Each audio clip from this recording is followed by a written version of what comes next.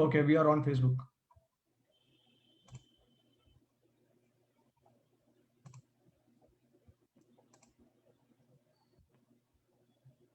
Okay. So yes, hello everyone. Today we continue our discussion, our Q&A session with Pratik Desai from Mumbai. We will continue our discussion on karma, free will, destiny, and those interesting but kind of mysterious elements of our existence that we often hear but don't really completely understand a lot of times, and we have questions about it. So, just a quick introduction again of Pratik Desai. He is a businessman who has had a very illustrious past as well. So he graduated with a master's degree from the University of Florida, Gainesville, and after that he moved to India um, in the year what 2010 or 2011, I guess, and he started his own business there, and he's been very successful with it. He currently lives with his family in Mumbai, and he's a spiritualist, an intellectual spiritualist who has had very deep knowledge, who has gained a deep knowledge and in the Vedic knowledge, Vedic Shastras, and he is very much engaged in distributing and disseminating the knowledge from the Shastras among the people of the world. He often holds um, sessions, conferences, and educational sessions to educate people about the meaning and purpose of life, and these things which are sometimes not very obvious, but like these elements which actually govern our existence, like karma, free will. So I think it's a great opportunity for us to interact with Pratik Desai. And I would like to invite Pratik to say a few things about himself that I may have missed out, or if he would like to say something. And just before I get on ahead with that, so my name is Aritra Nath, and I am I'm living in the US, and I work for a company called Deloitte, and I have known Pratik for quite a quite a few years, and I thought like this would be a perfect platform to engage him in enlightening us, enlightening our viewers. So I would like to thank all of us, all of the viewers who have been able to join here in Zoom and are also watching on Facebook. So Pratik, over to you if you'd like to say something. Okay, thank you so much, Aritra, and all the viewers for participating and giving me opportunity to serve by sharing the knowledge of the Vedic culture and the concepts of the Vedic scriptures. So it's a privilege to be a part of the show, and Aritra is such a wonderful host and such a wonderful person. So it's always a privilege. So yeah, so let's start. Okay, thanks. So in our last session, about a couple of weeks ago, we ended at a point where we were discussing about free will, the purpose of free will, and destiny. So we stopped there saying that like both exist. But my question was that if we really have free will, then does destiny, which people understand as the inevitable, does destiny dictate how we exercise our free will? I mean, pretty much my question is, how is free will free if ultimately we are ruled by destiny? If you can please clarify that. Okay, yeah. So we did discuss something about free will and destiny in the first part, and I just wanted to also share an example from the Mahabharata. Um, I think this is one of the best examples, the way we can actually understand how free will and destiny are connected to each other. So basically, after the Kurukshetra war, Dhritarashtra asked Krishna um, that I had 100 sons, and all of them they were killed in the war. So what is the reason for this? Why this injustice for me? So then Krishna replied that 50 lifetimes ago you were a hunter, and while hunting, you tried to shoot a male bird, but it flew away. And in anger, you ruthlessly slaughtered the 100 baby birds that were there in the nest. So the father bird had to watch in helpless agony because you had caused that father bird the pain of seeing the death of his 100 sons. You too had to bear the pain of your 100 sons dying. So Dhritarashtra thought about it and asked, then why did I have to wait for 50 lifetimes? And Krishna answered that you were actually accumulating the punya or the past credits during the last 50 lifetimes to get 100 sons, because in order to beget 100 sons also requires a lot of punya, pious activities. And then you got the reaction for the pap or the sin that you have done 50 lifetimes ago. So this is one version of the Mahabharata. And another version it mentions that in his previous birth, Dhritarashtra was a tyrant king who one day saw a swan surrounded by 100 cygnets. He ordered to poke the eyes of the swan bird and kill all the 100 cygnets just for his pleasure. So therefore, in the next birth, he was also born blind, and all his 100 sons were killed in the war. So, so basically, destiny is something which you create. It is not something which is assigned to you naturally or by God. It is not assigned by God, because what is the purpose of assigning destiny that we have already discussed? It does not make sense that God will assign destiny to someone, right? So by your own actions you create your own destiny. And so destiny, and then I also give example of how we can differentiate between free will and destiny. So let's say you are bound to suffer the reactions of your past karma in this life. Okay, and maybe by destiny you are supposed to go to some other place. So I gave example of the flight. A person actually by by some mistake, he, instead of catching one flight, he catches another flight. And I mean, hypothetically speaking, it does not happen like that, but just assume like that. So so after once he's like already taken off and he's inside the flight, he does not have any choice. He has to accept his destiny, which basically means that destiny creates your circumstances, surroundings. And another example is that, like for example, you have taken birth from a particular parents.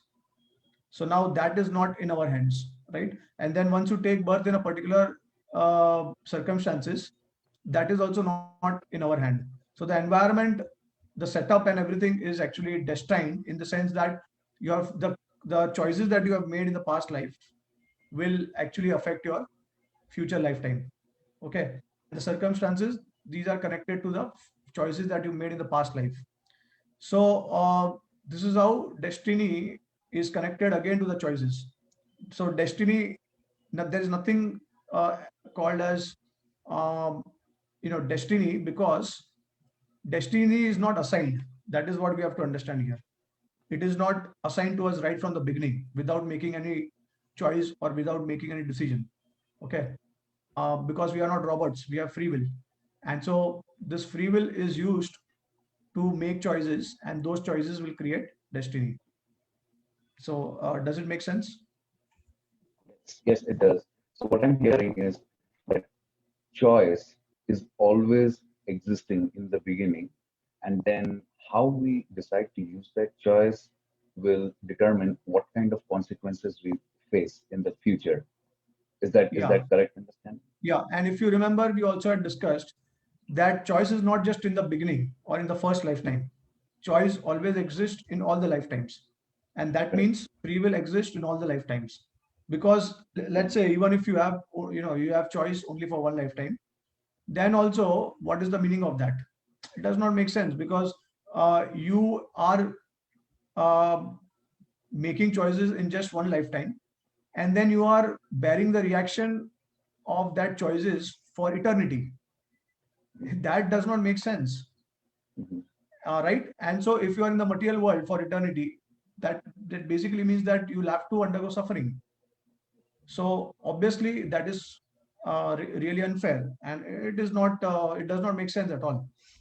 So that's why free will continue forever. Plus another thing we have to also understand, in one lifetime we have free will, we can make a choice, and you cannot expect that whatever reaction that we get of through that choice, we'll be able to nullify that reaction in that same lifetime. So just imagine if whatever choices you made, immediately you got the reaction for that. Okay, that means Yeah. you only have one lifetime. Because so see, you take birth, you come in another lifetime because you have impending karma. Okay, because of that Mm-hmm. karma you have to take another lifetimes. But here if you say that I should get the reaction of my karmas or the choices that I make in this life itself, so I know what I did wrong and what I did right, and I should get it in this life. Then what it basically means that you want to that will be only one life. Now the question is that how long is that life going to be? If there is only one life, and that life, if you see, how will you stop the karma cycle, right? Because choices will always be there. So at every moment you are making choices, every moment you are creating karma for that, or you get the reaction. So it means that the life will also, that one life will also be eternal, because free will is always going to be there, right? Mm-hmm. And so you will be making choices, you will be bearing the reaction, making choices, bearing the reaction, right? So and then even if everything is finished in that one life, and obviously, I mean, logically speaking also it does not make sense, because how do you define, a person may live for 100 years, another person may live for 1,000 years, another person may live for like 10,000 years. So it is actually quite sensible to say that whenever there is a cycle of karma or cycle of free will and choices, Mm-hmm. we'll have to take multiple lifetimes, okay, in order to continue that chain, Right. right? And then another thing is that, um, see, in one lifetime, you are probably connected to, um, you may be connected to multiple people, okay, but in another lifetime you'll forget your past memories, okay, so you'll forget that. And so that will actually help us, because otherwise what will happen, there will be unlimited memories also at the same time, in Interesting. like just assuming that there's only one lifetime, right? Okay. Okay. Okay. And then again, like how it is going to be decided that who is going to live for how much long time?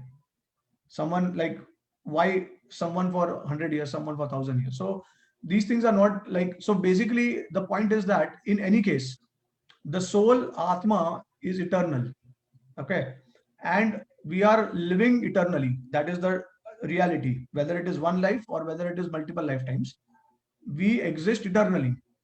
um, that is the message of Bhagavad Gita, right? Right. um, that mama vaisha jiva loke jiva bhuta sanatana, that the conditioned soul is my fragmental part and parcel, eternally fragmental part and parcel, okay. So because we are eternal, that's why um, we have to take on multiple lives in order to bear the reaction of the karma, so that the cycle keeps moving unless and until we want to. And then now obviously the question is that what is the purpose of that karma? Why are we in the material world in the first place?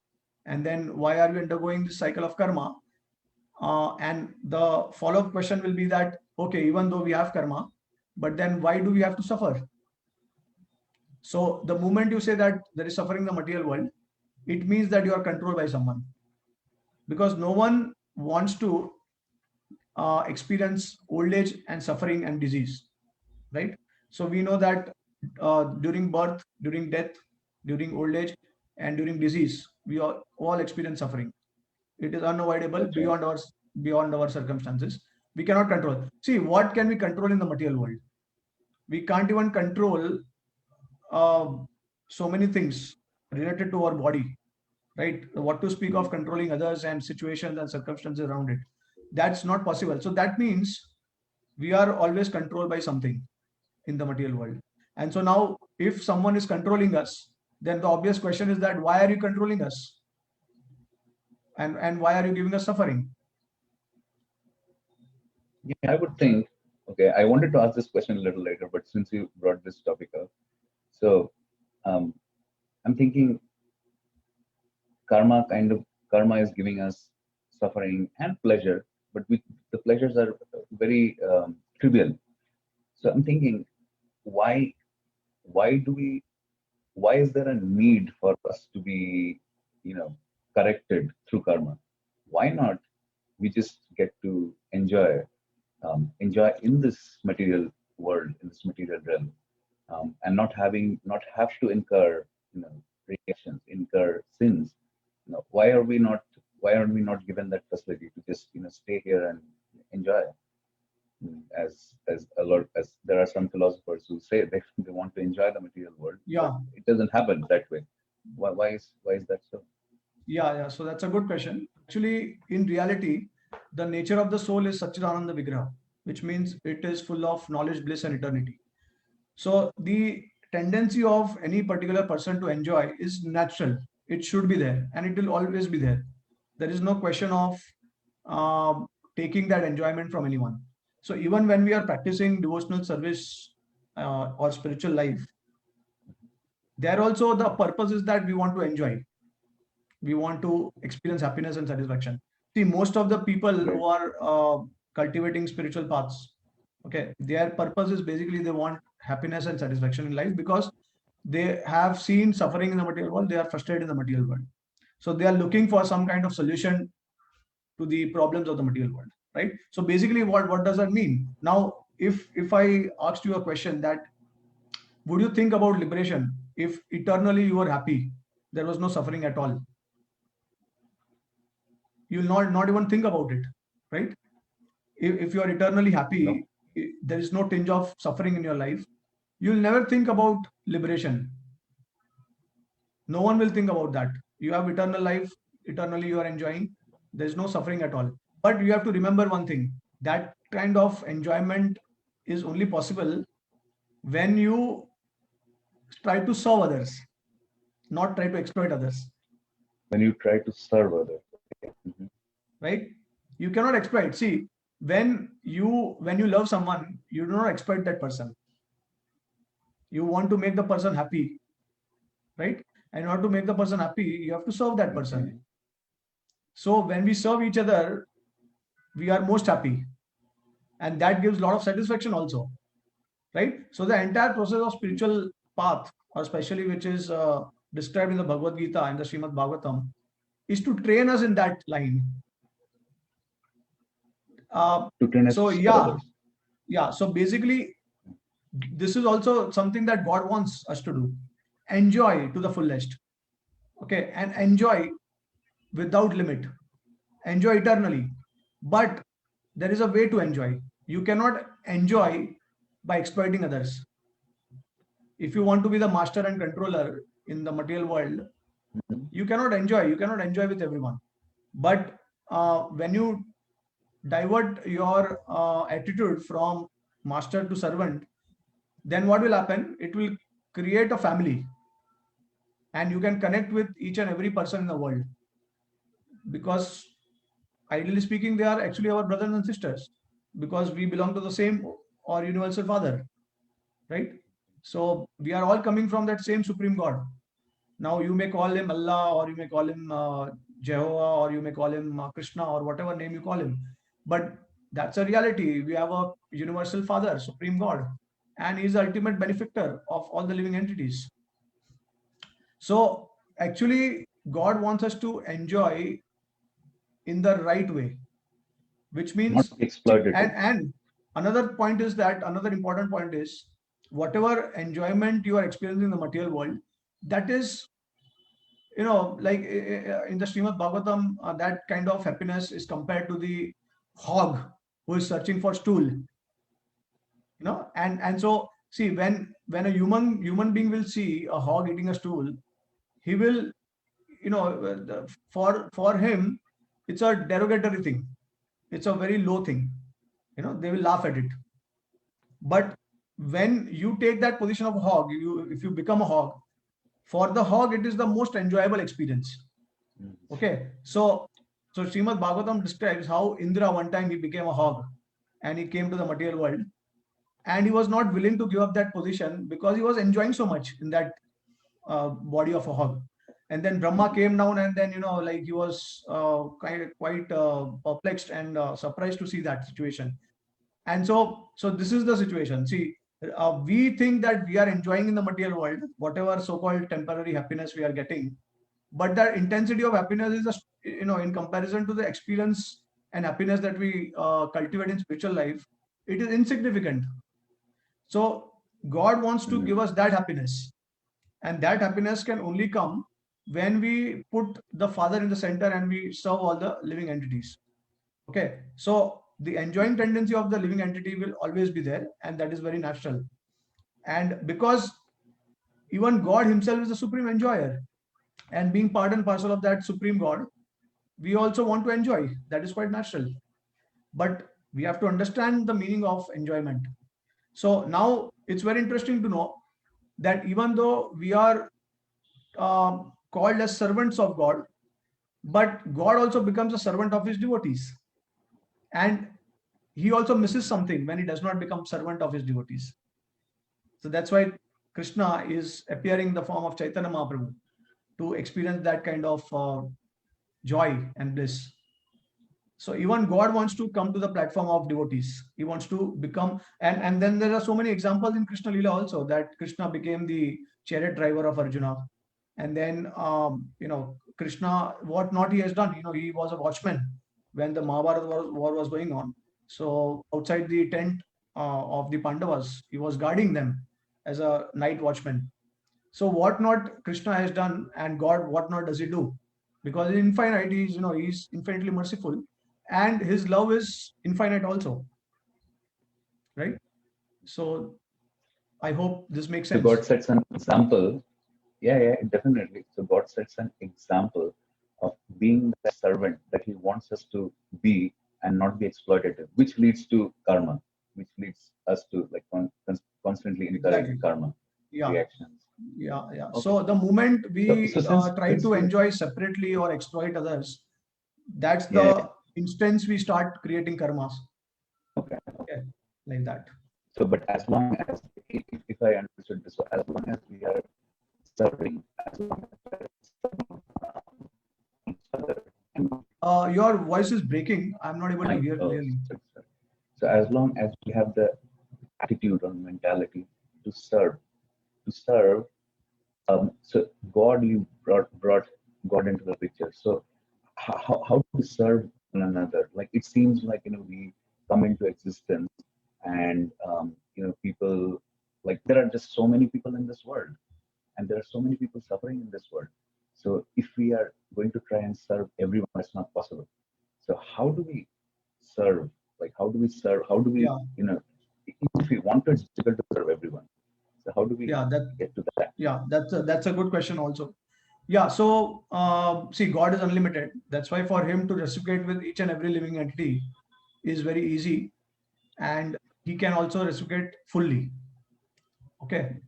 But we are limited in our capacity, so we cannot serve others. I mean, we cannot serve everyone, and that's why it is said in the scriptures that if you water the root of the tree, automatically the flowers, the leaves, the fruits, and the branches, they are nourished. So basically, we have to keep in mind one thing, that in the name of welfare activity, we should not forget that that we have to water the root. We have to make God the center of our lives. Because He is the father of everyone. So through the father, the family is connected. If you remove the father from the family, that means the love is incomplete, right? Because He's the one. Okay. See, the reason that you can love someone is because of His grace. He has given us the ability, the capacity, and everything to exchange love and to experience that happiness. And He has given us siblings. He has given us the living entities so that we can reciprocate with them, right? So the root cause of happiness is actually God. And so the moment you remove God from the picture, basically what you are doing is it's going to be an incomplete form of love. And that's why people who are although obviously it's a very commendable service if people serve other living entities, but if they do not bring God in the center, then what will happen? They incur karma, and because it becomes a normal pious activity. So once you get a pious activity, then you have to come back to the material world again and again. So basically, and that's why in the Gita also it is mentioned that the goal of every activity should be to please the Lord, and that makes sense also. In our family also, we want to serve our father and grandfather first, right? Because they are superior, they are elders, and we want to get their blessings. So we serve them first, and then automatically everyone in the family will also be satisfied and happy if they have true love for their for father and grandfather, right? It makes so much sense. Like the example of a family. So yeah, so Yeah. this is how. One question here. You mentioned siblings. You mentioned like, I mean, I'm sorry to cut you off, but I need that clarification. You said siblings. God has given us siblings. That includes the animals, not Yeah. just, So we are not just talking about yes, yes, yeah. So any living entity. So we should not harm them any unless and living until entity. it is sanctioned by the by God. So Okay. yeah, so that is the thing. Okay.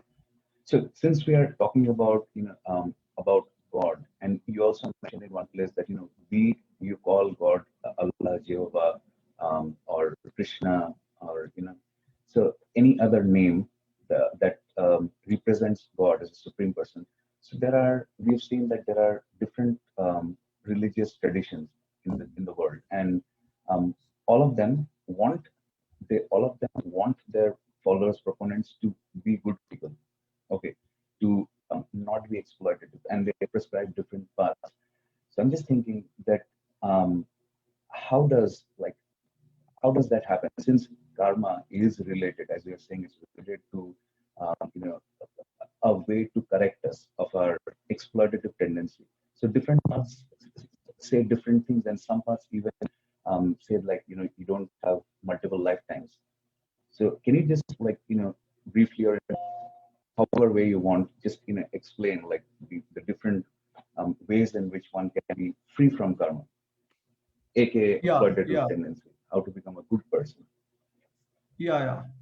So see, now there may be multiple parts of you know uh, like somehow, if you want to get free from karma, there may be multiple parts to that, multiple process to do that. But one thing we know, the common thing which we understand is that if someone wants to get free from karma, right?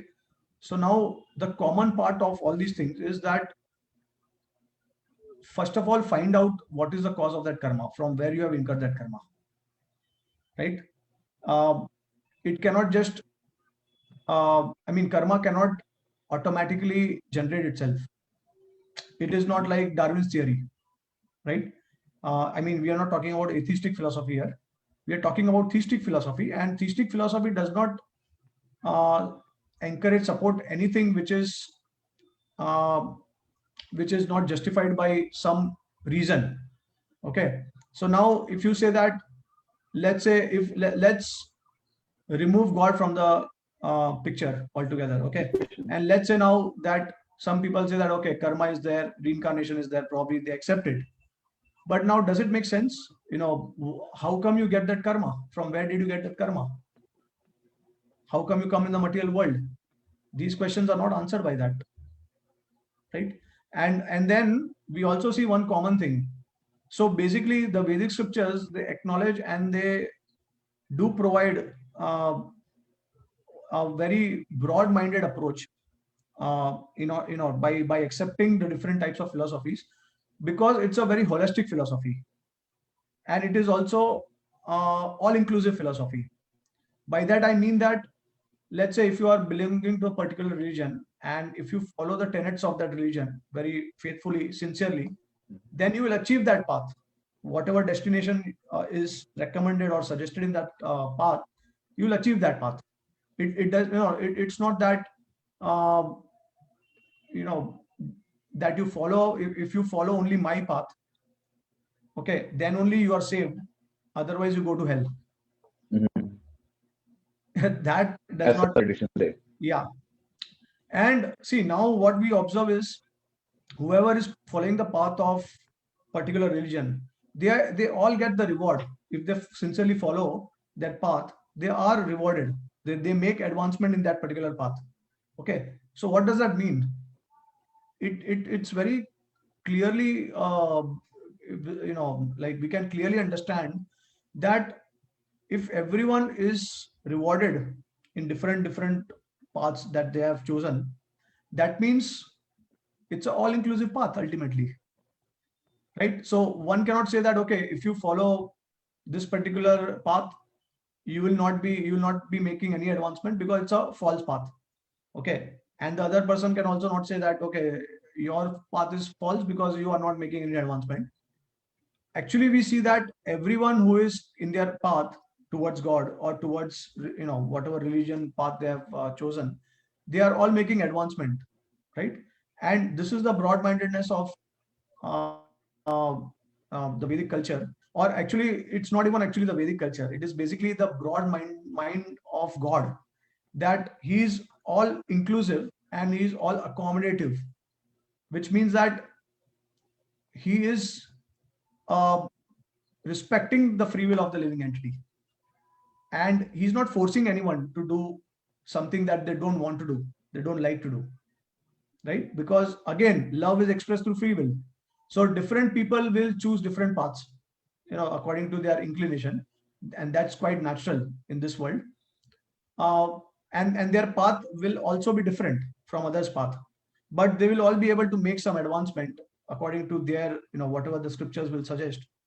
And that indicates that there is one ultimate supreme controller, right? If everyone is making advancement, now you can question that, okay, why that person is making, how can that person make advancement? If you say that only my path leads to advancement and rest of the paths leads to hell, but then how come the other parts, they are also making some advancement? Okay, and they are also reaching the destination that is described in the scripture. So there is no question of saying that if you follow different paths you go to hell. No, you follow your path and you will attain a particular destination.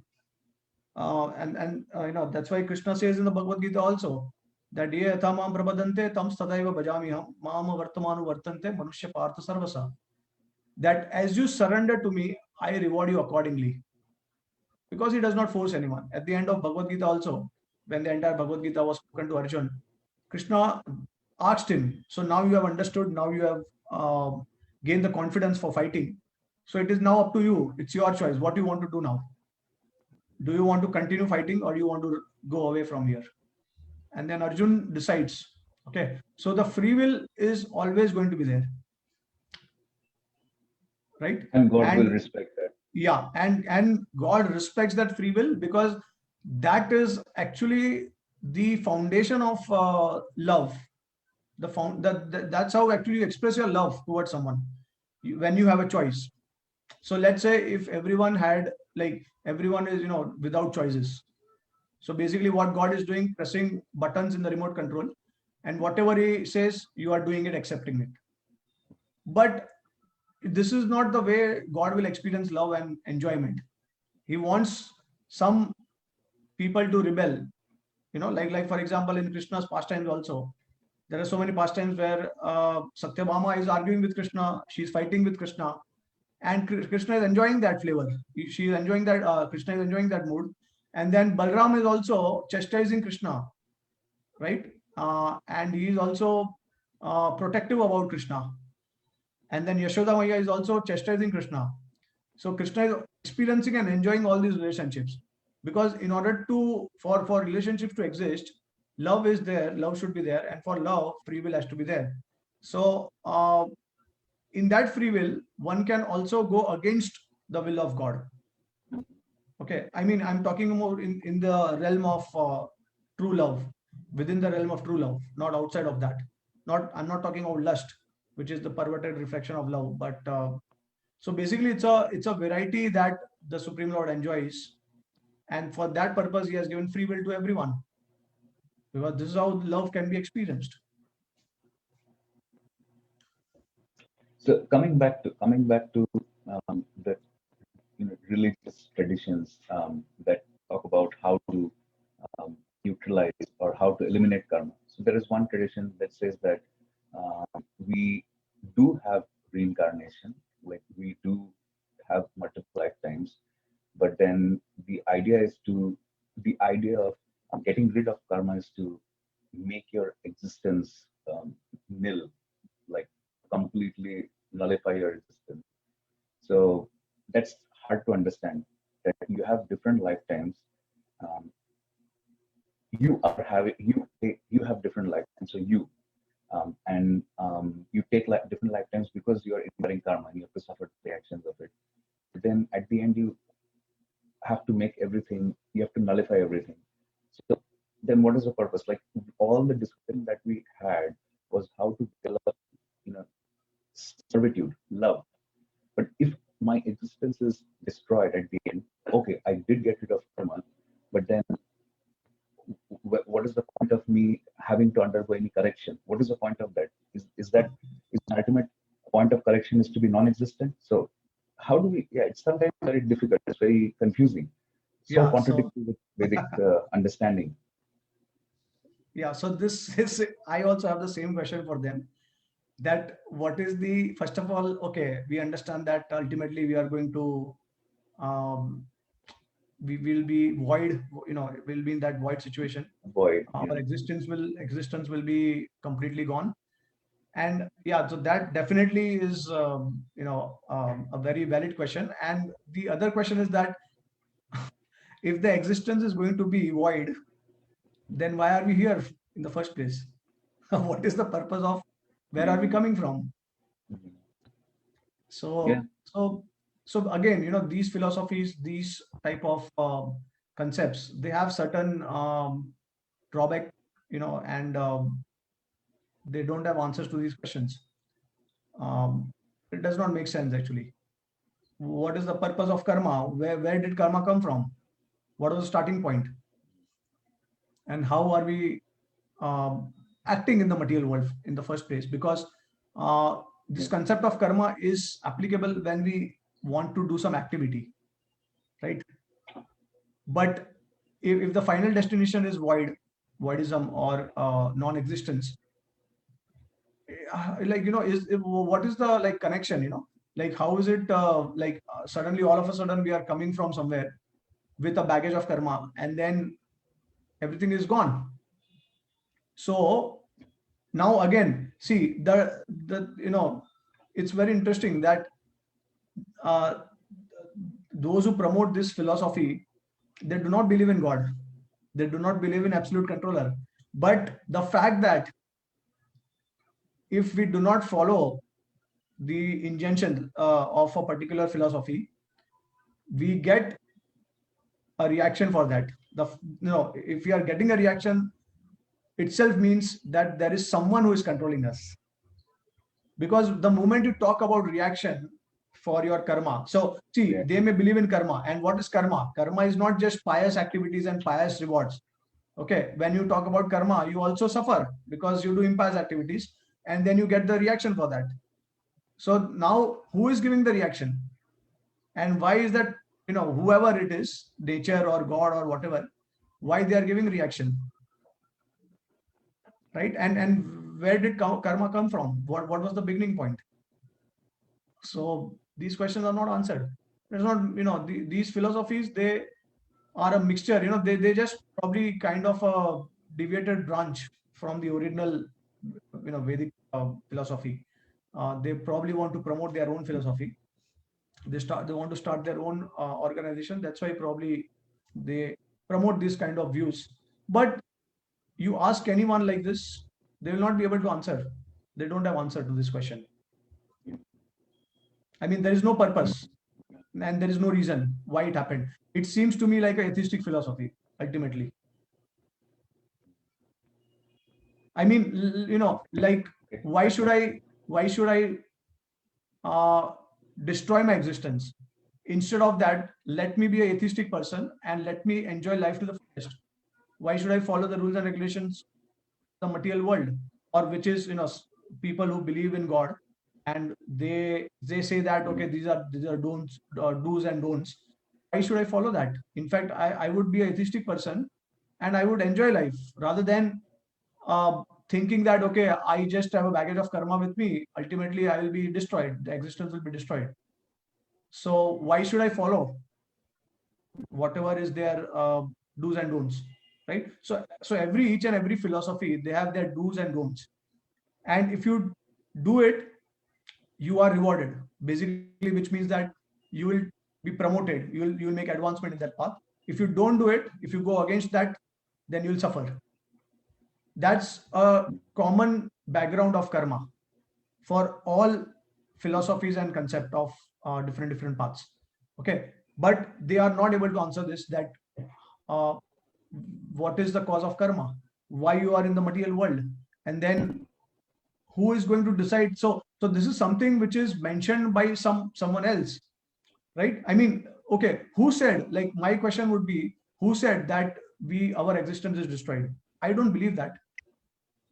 Who said? And the moment you say that okay, this is meant by the particular uh, you know uh, guru, or that particular person in that sampradaya, or that organization who said it, but why should I agree with that person?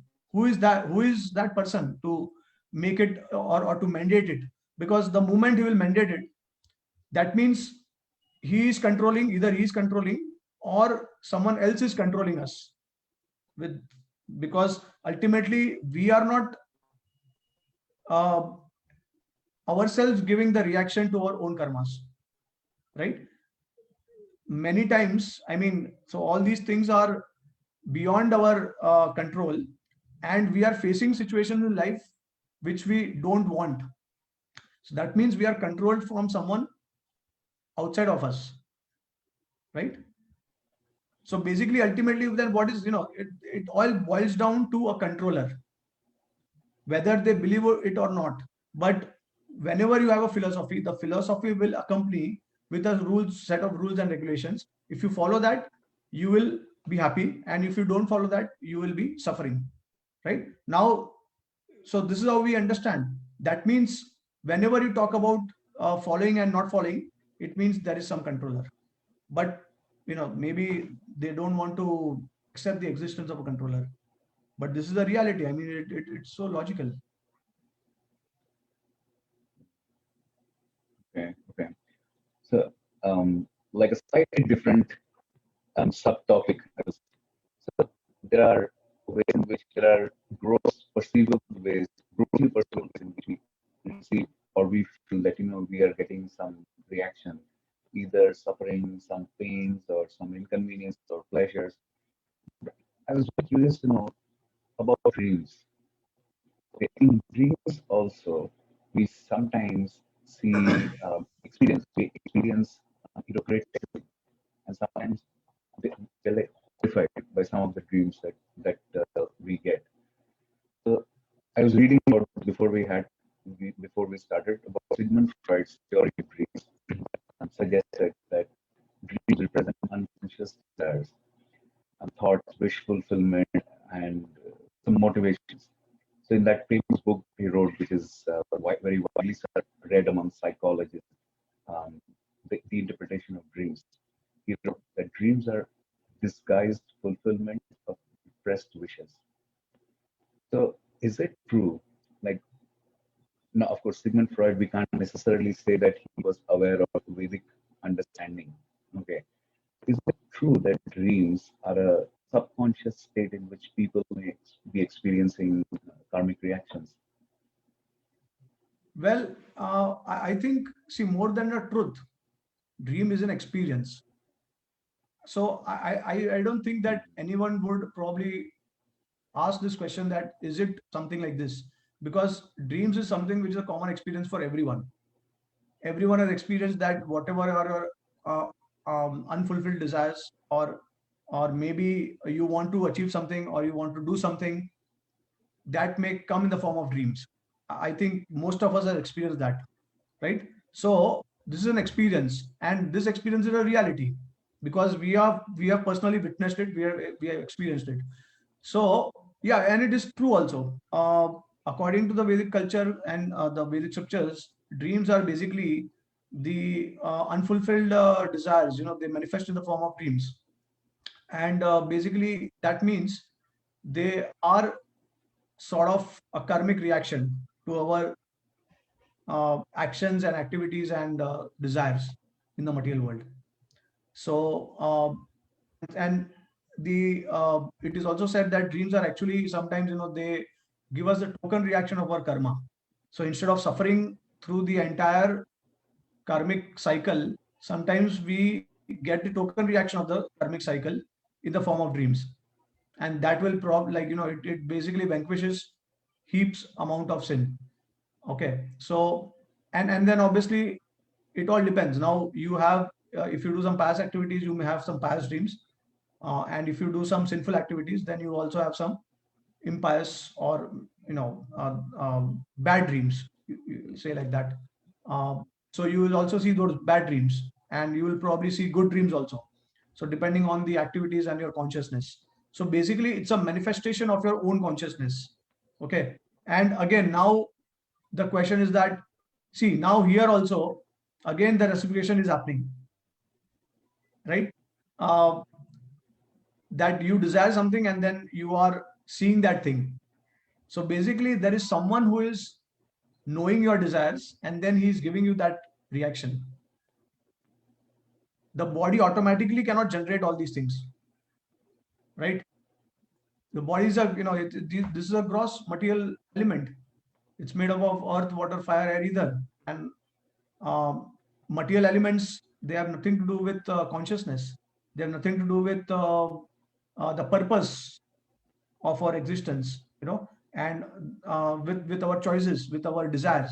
There is no connection, right? I mean, like for example, if you are drinking water, you cannot expect the water to reveal your desires on its own, right? So when the material objects, they are connected.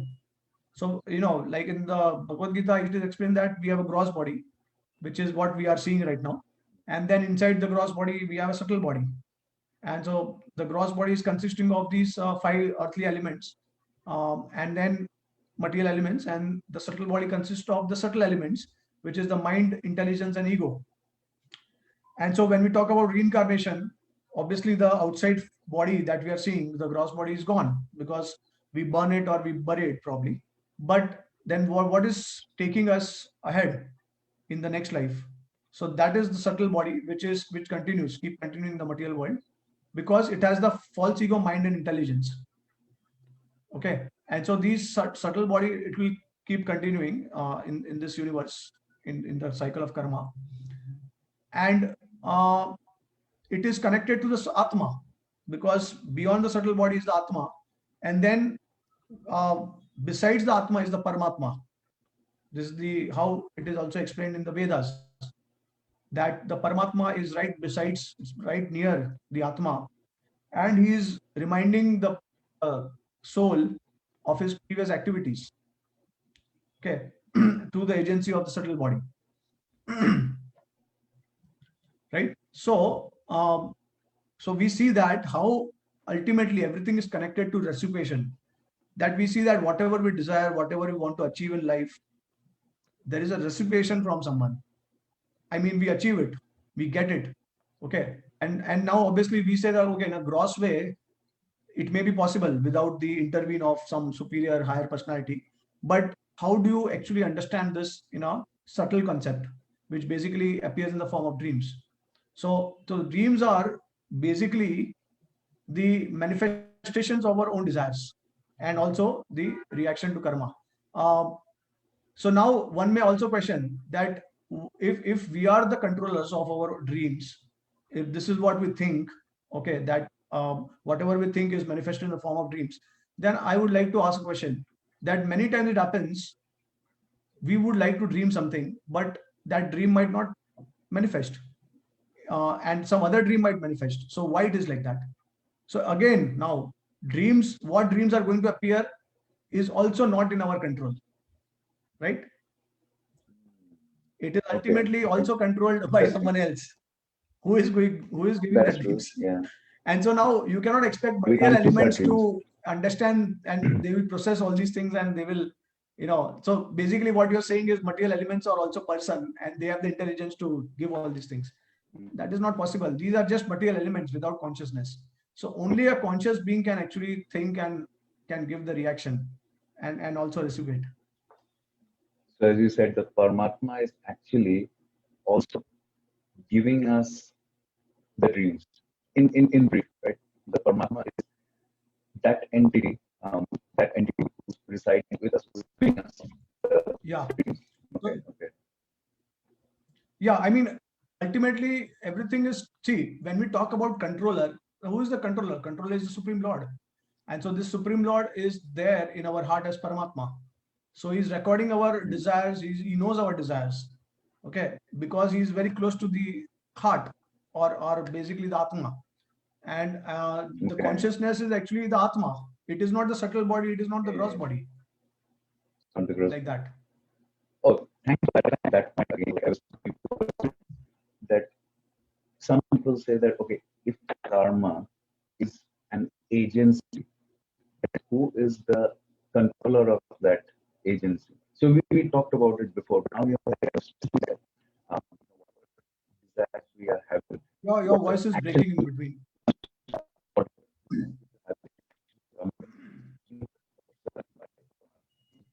is No, it's breaking, it's breaking. I'm sorry, I think that Yeah, now it is okay. anyways, are you able to hear me? Yeah, now it is Is okay. that okay? So Paramatma is the one who's actually recording. He's the one um, who's actually determining what karmic reactions we should be incurring based on what actions we're performing. So it's not like it's an impersonal thing that's going on by its own self, by automatically. So the controller is there in the picture who's making an account. So thanks for clarifying that. Thanks. Yeah. Yeah, So another like obviously. there's a follow-up question to this. Since we are getting into the specifics of how how we are getting these reactions, can you explain a little bit about the mechanism of karma? Like Hmm. how do we develop desires, specific desires, to perform certain kind of deeds that result in suffering or pleasure on a material level, karmic level? Yeah. So according to the scriptures, the root cause of karma or suffering is ignorance. Okay. Basically, there are three types for which we experience suffering. One is avidya or ignorance, which is the root cause, and that avidya manifests in the form of sinful desires. So, like, desire is separate from action because you may have a desire to commit sinful activity, but you may not do it. Okay, you may have knowledge and then you may be able to control it. So that's a desire. So now we have a desire to exploit others and enjoy in the material world. And the third is the sinful reaction itself, the sinful activity itself. Okay, so these three reasons are these three things are the reason for suffering in this material world. Now the root cause is obviously avidya, which how it is avidya. Why root cause is avidya? So basically, see, according to the Vedic scriptures, the root cause of everything is sound vibration. And you may wonder how it is sound vibration Yeah. because everything, so right from the beginning to end, everything is created from this sound vibration. And so again, you may question that, okay, how it is created from sound, so created something from sound. Sound. Yeah. So basically, the process is that the Supreme Lord will instruct Brahma or one of his agents, and that is manifested in the form of transcendental sound vibration. Like for example, we say Omkara, okay, and or maybe it is the some form of hymns, some form of instructions to Brahma, and who is actually the creator of the material universes, the secondary creator. Uh, and so basically, what is happening here is Brahma is hearing the sound and he's attaining knowledge. So now, see, whenever you want to do something in the material world, you must have awareness and knowledge about that thing, right? So let's say, for example, if you want to fly a plane, now you cannot fly a plane unless you have the knowledge of gravity. That's a foundational principle, right? And you should also have some knowledge of aerodynamics. You know, like for example, so many laws we have. Newton's law we have, Bernoulli's equation we have, and there's so many other laws Oh, that by the way, we have to follow. by the Yeah. way, I forgot to mention something about you. I'm sorry for putting up. Pratik Desai is a mechanical and aerospace engineer, so no one knows these things better than him. Yes, go ahead. Yeah, yeah. So I would now probably I would like to use my aerospace skills in building some kind of plane that will transport me to Goloka. Hopefully I can do that. uh, but in any way, With you. so for each and everything that we do in the material world, we require knowledge. We must have some kind of information, right? And then that information is converted into action, right? So like, even if you want to build a simple building also in this world, then you have to guide the laborers, you have to manage the laborers, you have to make them understand what they are supposed to do, right? So information or sound is always essential. It is a basic principle. Now from once the sound is there, it now depends to which sound you are tuning in, to what frequency you are tuning in. So if you tune into like there are people who are only doing pious activities, and they are very you know devoted to God. They are very pious people. And then on the other end, there are people who are inclined to do sinful activities. And so basically, like, we have heard this exam saying that you become with whom you associate. You become like with whom you associate with, right? So it's the same principle. So when you tune into a particular frequency, if that is based on impious activities, you also become impious, and that starts the cycle of karma. Okay, so let's say, for example, uh, if none of us in the material world, none of us uh, drink. Okay, now so just imagine, you cannot even think of that activity. See, drinking has become a very common phenomena because that's how we see in the material world.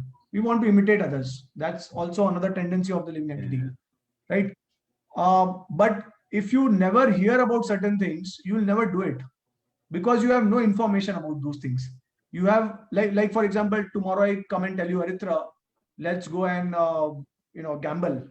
You probably you have never heard about gambling, and I will tell you, I will share my experience that gambling, you will enjoy so much.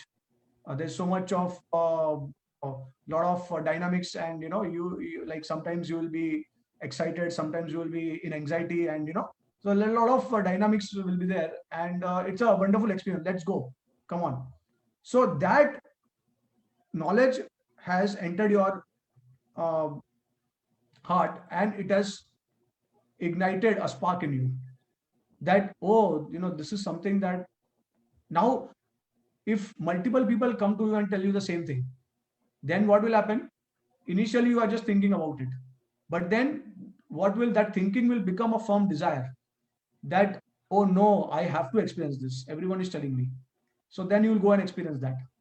So this is how knowledge will spread, information will spread. Like, we say that gossiping is actually a part of the material world, very common, and gossiping spreads like wildfire, right? So similarly, knowledge, information also spreads like anything. And because of that information, there is a triggering in our desire, and that will manifest into sinful activity. So you see how it is connected. This Yeah. avidya, ignorance. Ignorance means, uh, there is something that we should do, and something that we should not do. But because we don't know what we should do, okay, so that is basically called as ignorance. We are being ignorant about the things that we are supposed to do. So that is called avidya, ignorance. And from that ignorance, Yeah. a desire is sparked, so sinful desire. And then from that desire, action is committed. Okay, because there is a persistent triggering, lingering in your heart, that I want to experience this. So everything depends from the starting point, avidya. Root cause is ignorance. Okay. Now this suffering uh, creates four different types of karma. Okay, and that is prarabdha, aprarabdha, kutam, bijam. Okay. Now what is the difference between these types of four types of karma is that prarabdha karma is those karmas. These are the karmas which you are experiencing right now, right away.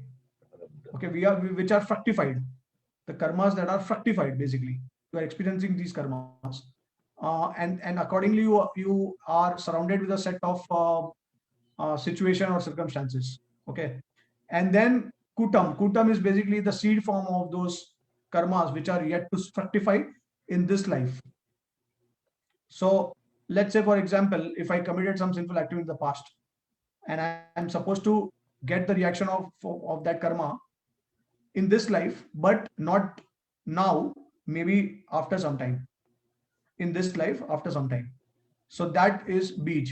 So beej basically will eventually fructify and it will become prarabdha karma. So after some time, when you read that period, that beej will manifest into prarabdha karma. It will fructify into that, and then aprarabdha and kutam. Now when we talk about prarabdha and bija, because we are able to uh,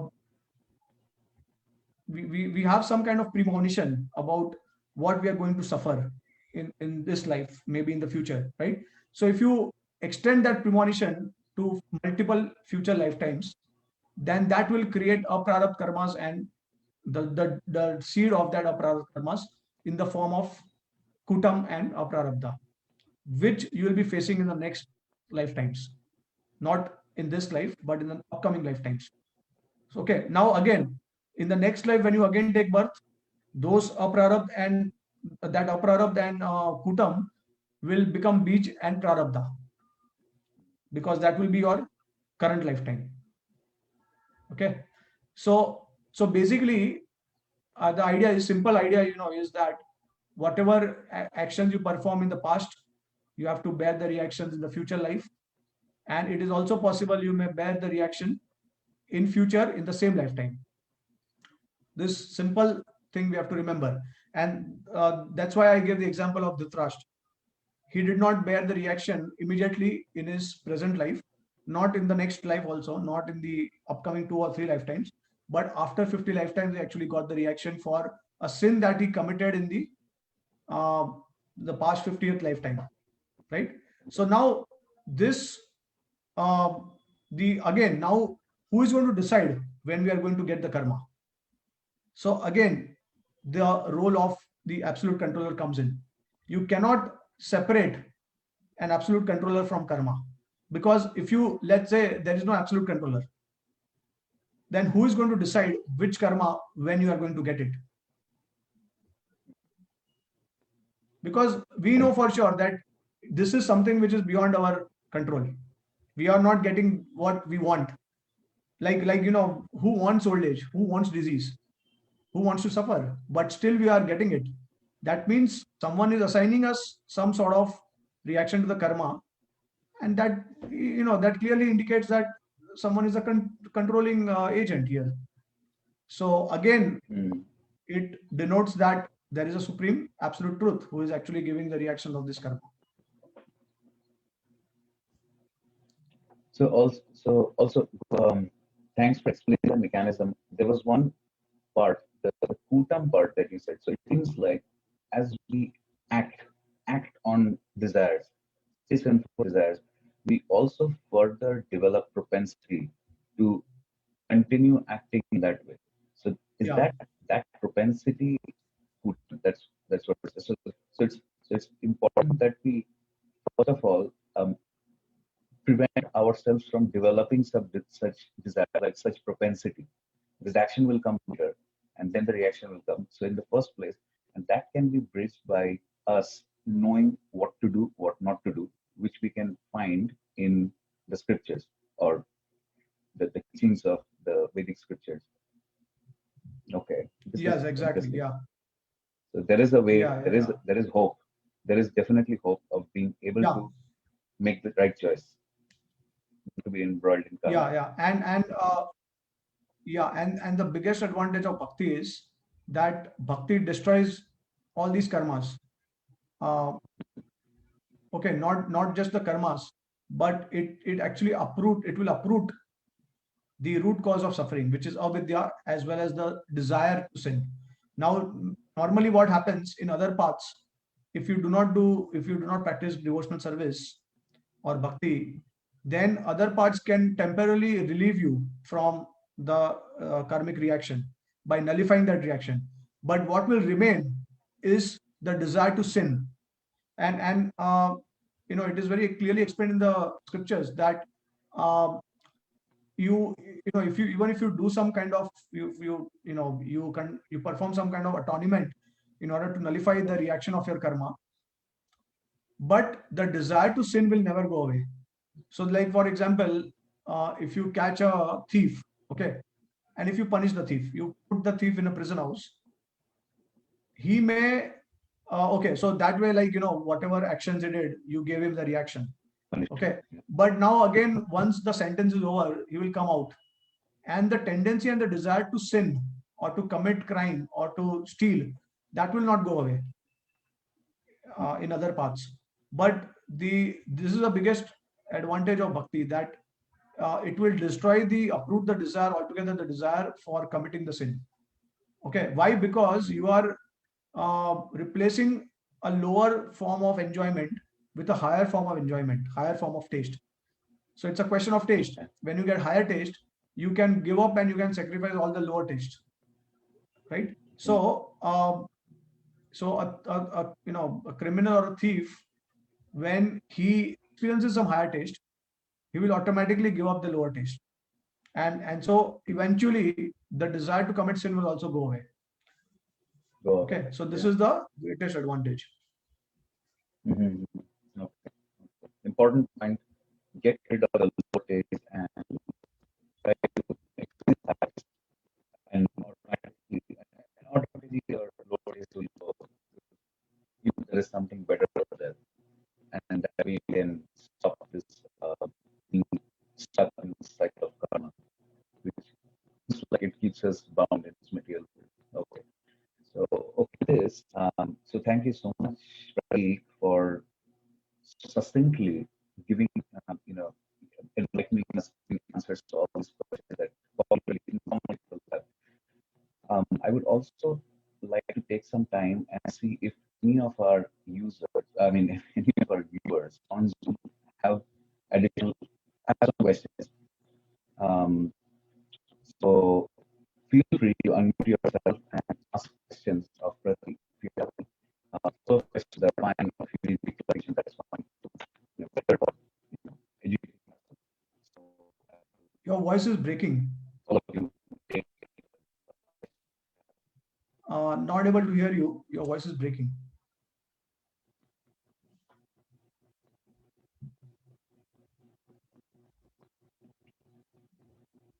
Okay, so are we taking questions from the viewers? Or our guest. Sorry, I'm not able to hear. Your voice is not clear. From internet connection is not too good. But I'm asking these questions for particular. I'm not able to hear clearly.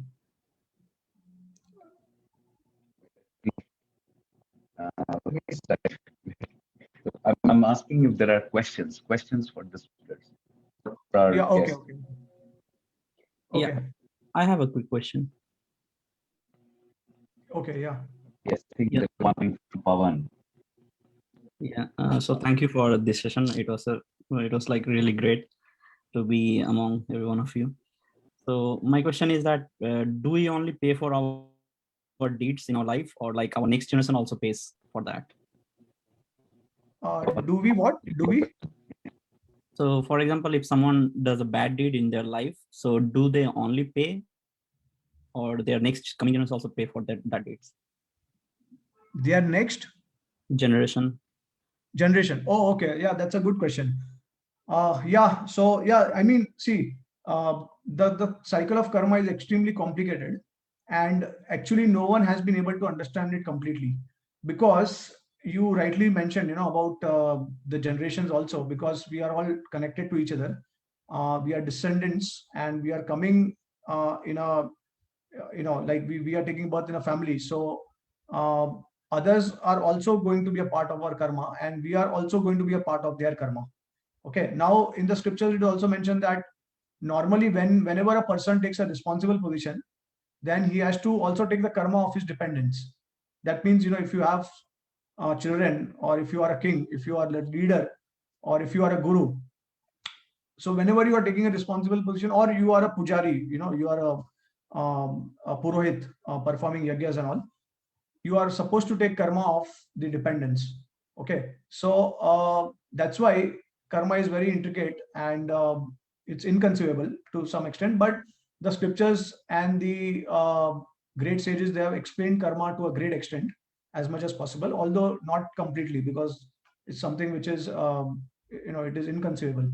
But yeah, whatever actions you are going to perform, it will also have effect on your family descendants. And similarly, you know whatever actions they perform, it will also have impact on you. And see, one more thing we have to note down is that it's not just about one lifetime. See, the reason I'm saying it becomes very complicated, because we think only in one lifetime, in the present lifetime, but we have taken probably millions of lifetimes, maybe in the past, or we are going to take in the future. So in that sense, now we may be connected to millions of descendants, because it's not that you are always appearing in the same family, in that same, with the same people, with the same living entities, all, so you have to transmigrate also. Like the Bhagavad Gita talks about the transmigration of the soul from the animal form of life to the human form of life. There are 84 lakh species in between, and so if you are in the lower species of life, then you have to transmigrate 84 lakh species finally to attain a human form of life, right? So then we are actually connected to so many living entities. It's just that we have forgotten about it, because the past life is erased from our memory. So yeah, so in that sense, it's very intricate. Does it make sense? Yes, thank you. Okay.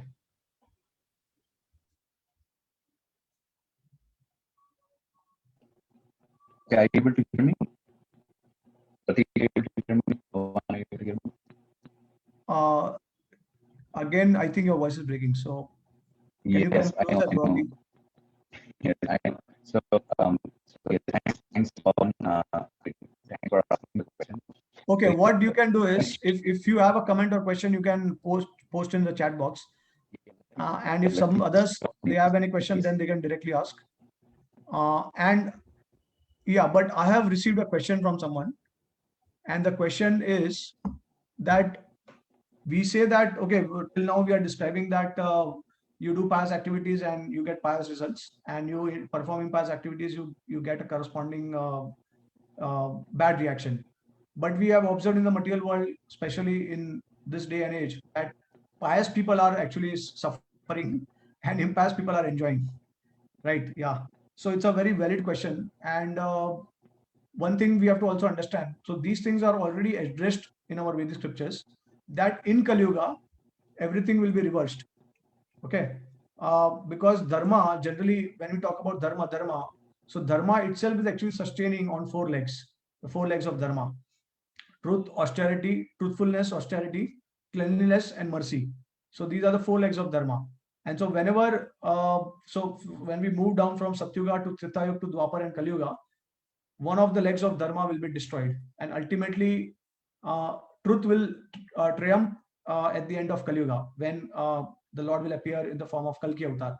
But that is at the end of Kali Yuga, which is almost like 432,000 years from now. Okay, so or you can, to be precise, it is 427,000 years from now. When Kalki Avatar will appear, then he will re-establish Dharma. So he will re-establish the leg of truthfulness. Okay. So there are symptoms of each and every yuga, and generally Dharma was 100% in Satyuga. Then in Treta Yuga it became 75%. In Dwapar it is 50%, and in Kali Yuga you will see that dharma exists only 25%.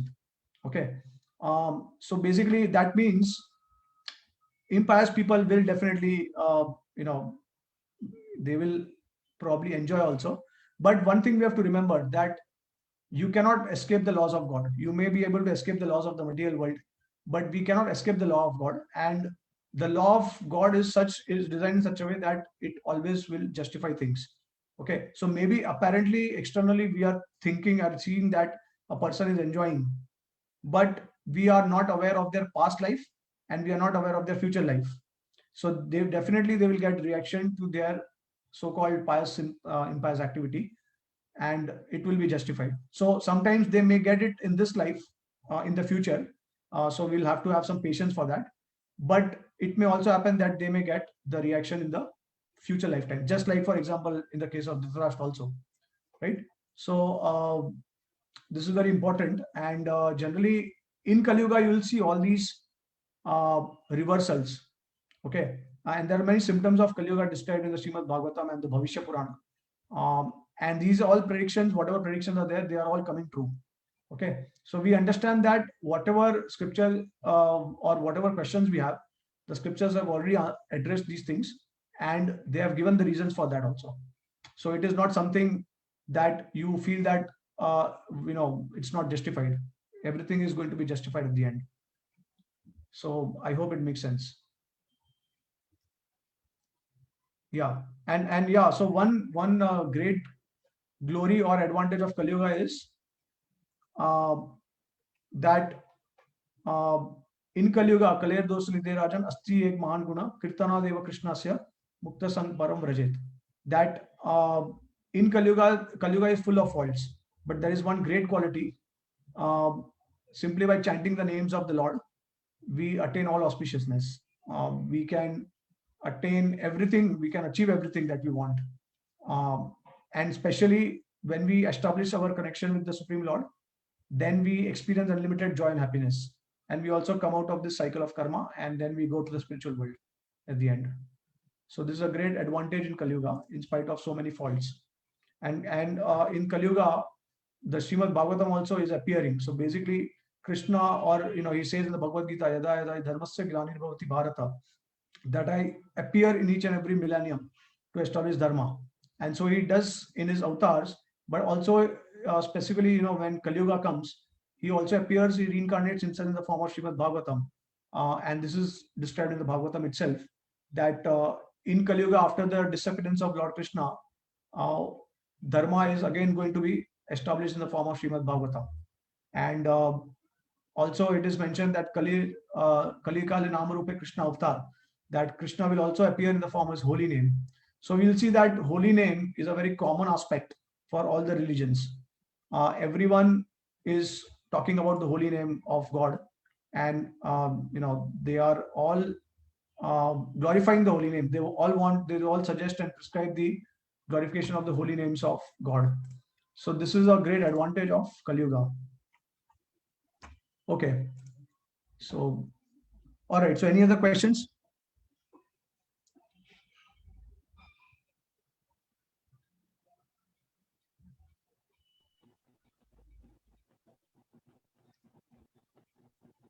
Yeah. Okay. All right. So I thank you so much for patiently hearing and going through all of this and giving me opportunity to share some wisdom from the Vedic scriptures. Thank you, Aritra, and all the participants. Thank you so much. Thank you. Thank you, Prabhuji. Thank you, everyone. Thank you, everyone. Thank you, Aritra, Thank Prabhuji. We hope Thank to you. for some of Thank the you, most Prabhuji. guidance that we have. Aritra, not able to hear you. Yes, so never mind.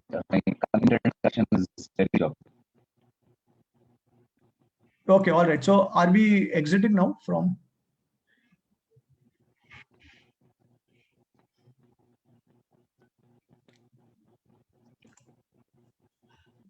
So okay. So I'm disconnecting the live stream.